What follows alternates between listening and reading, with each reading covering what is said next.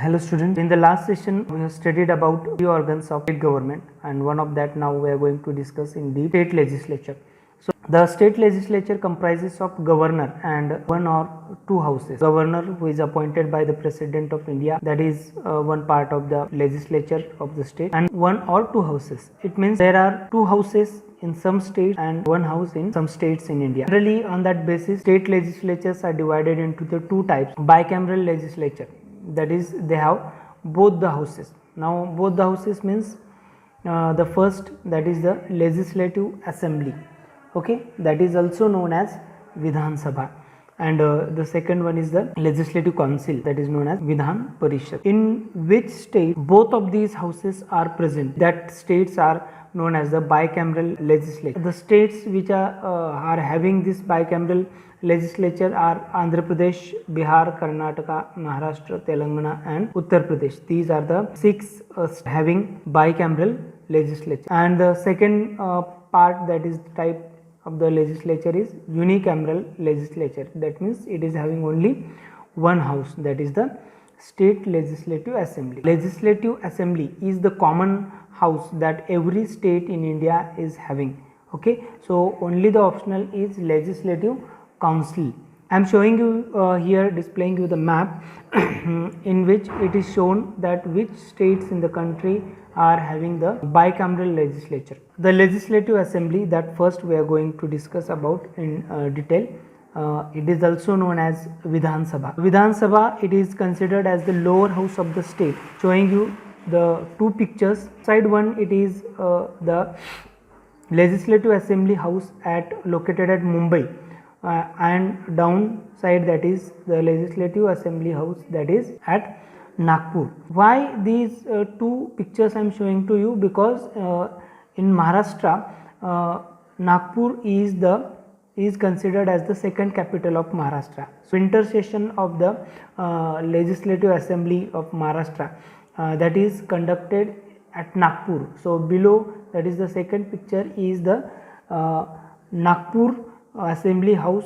The elected representatives become the members of legislative assemblies, that are also in short known as the MLAs. It means member of legislative assembly. Now composition of the legislative assemblies. The number of members of legislative assembly, it should not be more than 500 or less than 60, okay. It means the state should have less than 500 MLAs and more than 60 MLAs. There is another provision for it, that the President of India can alter the size of the legislative assembly. It means how much of the members should be there in the state legislature, that is decided by the President. Again, one provision in the Constitution has given right to the President, that the President can smaller the size of the legislature, members of legislature. It means President can, it has the President's right, that President can approve less than 60 MLAs for the state if the size of that state is very small and the population in that state is very less in numbers. So we can give the example of Goa and Sikkim. These are the two states in India. They are having less than 60 MLAs. Governor from the state, it can nominate one member from the Anglo-Indian community only if he or she thinks that that community is not represented adequately. So who are these Anglo-Indian communities? So when India was ruled by Britishers, and in India there were some births were taken with the combination of British and Indian women or men. So while leaving India, all that births, all that children, they continued, they left them in India only. So that community is there, and that community is known as the Anglo-Indian community. So from this community, if any member is not elected from Anglo-Indians, then governor can nominate one of the member from the Anglo-Indian community. So here I am displaying you the list of the states and the elected representatives. Actually it is in detail that Lok Sabha MPs from every state, then Rajya Sabha MPs from all states of India, MLAs, MLCs. Actually this list is before the partition of Jammu and Kashmir. Okay, therefore there it is showing the 29 states. So if we go towards Maharashtra, if you look out there, so in Maharashtra there are total 289 members of Legislative Assembly. Actually it is 288, and one member that would be nominated by the government from Anglo-Indian community. Okay, so like that there are 289 members, total members of MLA in Maharashtra for Legislative Assembly. So here the numbers in the last slide we have studied that president has right to lesser the number, that you can see the Sikkim is having less than 60, it means 32 members of Legislative Assembly are there in Sikkim legislature. And if you go towards Goa, so Goa is having only 40 members of legislature. We turn towards the tenure. Tenure means their time period, how much they enjoy once as they elected. So the members of Legislative Assembly are elected for the tenure of 5 years.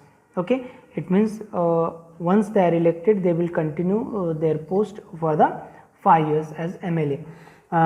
But it can be dissolved earlier by the governor. It means governor can suspend the tenure of 5 years for any MLA if his conduct is anti-constitutional. In case of emergency as well, the tenure may be extended by 1 year at a time if there is the imposition of state emergency. Okay, so in that period, time period of tenure of the MLAs is extended from 5 years to 1 year again. Procedure for elections, as already that these all MLAs are directly elected by the people, okay, in the elections. Qualifications for the membership. Who wants to become a member of the state legislature? The first condition for that is he must be a citizen of India. Then he must have 25 years of age. Okay, it means he must have completed the 25 years of his age or her age. So she must be a registered voter in any of the constituencies in India. Then he or she should not hold any office of profit under the central government or the state government. It means that person, he or she should not have any government employee, or he or she should not have any kind of other post of the central government or the state government which gives him or her a profit, or she must be mentally sound and must not be insolvent. Okay, so he should be sound, mentally sound. The presiding officers of Legislative Assembly, that the first speaker is the chief presiding officer of the Legislative Assembly.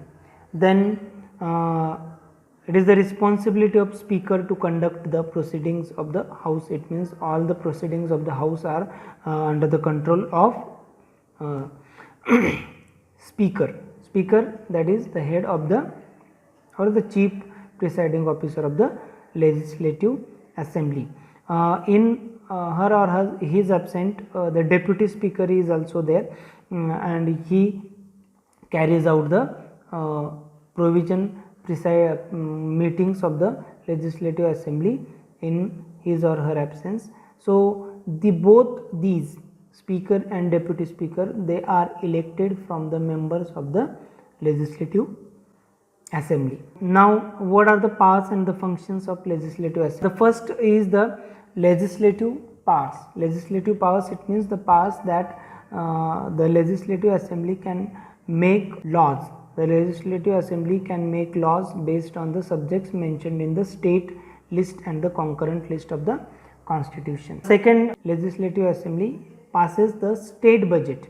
Okay, so the budget for the coming economic year, that financial year, what the government is planned to do and on what particular things, how much of the expense is expected and how much of the income of the government is expected, like that one documentary is presented by the finance minister of state in Legislative Assembly. That budget is passed by the Legislative Assembly.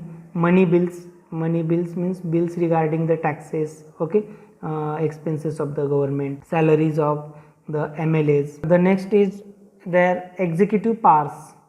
Okay, executive powers, it means what? That the Legislative Assembly can remove the Council of Ministers by passing a vote of no confidence against them. Okay, in Legislative Assembly, if the no confidence motion is presented and if that is passed, then the Council of Ministers get dissolves. It means the government of that party is dissolved. So another party get chance to form the government, otherwise the elections are connected newly and the again new government is made there. So it means such a powerful Legislative Assembly is there. So the Council of Ministers are answerable to the Legislative Assembly. Any member can ask the question related to the work done by a particular minister by his department, and that minister must give him or her answer for his or her questions. The Council of Ministers could be asked about a certain course of action taken by them. So in Legislative Assembly, the members of Legislative Assembly, they can tell the minister to take some actions regarding a particular need. So the state legislature can make the amendments. Amendments means changes.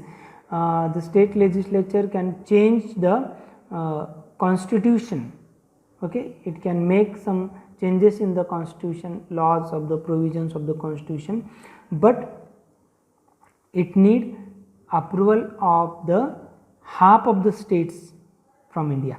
Minimum 50%, half of the states legislature can make the resolution they pass for the change in the constitution, then only the constitutional changes can be happen. The electoral pass. So what electoral pass they are having? So members of Legislative Assembly can elect, they can cast their vote in the election of the President of India. Okay, then Rajya Sabha. Okay, some members are being elected by the votings from MLAs. Okay, so next 1/3 members of the Legislative Council. Okay, that already we have studied. The some states are having 2 houses. So those the states, those who are having 2 houses, so one house is Legislative Assembly and another house is Legislative Council. So members, 1/3 of the members of the Legislative Councils are elected by the members of Legislative Assembly. They can vote for a speaker and deputy speaker